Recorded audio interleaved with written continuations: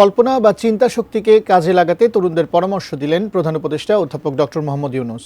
কাতার বিশ্ববিদ্যালয়ে তাঁর 3-0 তত্ত্বের উপর রাখা বক্তব্যে চাকরি না খুঁজে তরুণদের উদ্যোক্তা হওয়ার পরামর্শও দিয়েছেন তিনি।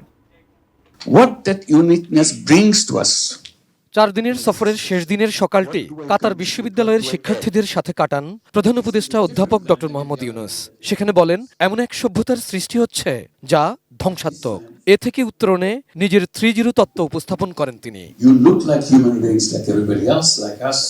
প্রথম জিরো অর্থাৎ নেট কার্বন নির্গমন শূন্যে নামিয়ে এনে পরিবেশ বিপর্যয় ঠেকাতে ডক্টর ইউনূস তরুণদের ভূমিকা রাখতে আহ্বান জানান। Education is not about 2+2, you get the result. অধ্যাপক ইউনূস বলেন, বিশ্ববিদ্যালয়ের শিক্ষকরা পাইলটকে ফ্লাইট পরিকল্পনায় সহযোগিতা করতে পারেন, কিন্তু গন্তব্যে পৌঁছাতে প্রয়োজন শিক্ষার্থীর চিন্তা বা কল্পনা শক্তি।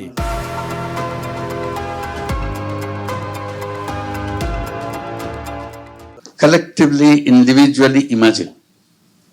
Imagine about the societies, imagine about today, imagine about tomorrow, imagine about the neighbors, imagine about whatever you want to imagine. Always remember, if you don't imagine, it will not happen.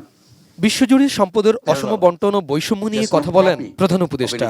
সম্পদের সুষম বন্টন হলে পৃথিবী দেখবে শূন্য বেকারত্ব, বলেন তিনি। You're already crossed the border of youth, then gradually you'll be moving into careers and so on and so forth, and trapped into many other things. But this is the time, fertile ground to change the world. Come up with an idea, not by sword, change the world. তৃতীয় zero অর্থাৎ শূন্য দারিদ্র্য নিশ্চিত করতে প্রচলিত সব ব্যবস্থা বদলানোতে জোর দেন ডক্টর ইউনূস। উচ্চশিক্ষায় সামাজিক ব্যবসা সম্পর্কে পড়াতেও পরামর্শ দেন। If I run business on a social business format, there is no wealth constitution because I don't make any profit for myself. My business is to solve the problem of the people. I will not contribute to employment because I'll be an entrepreneur. All human beings are entrepreneurs, not job seekers. Abul Kalam Azad, ATN news, Dhaka.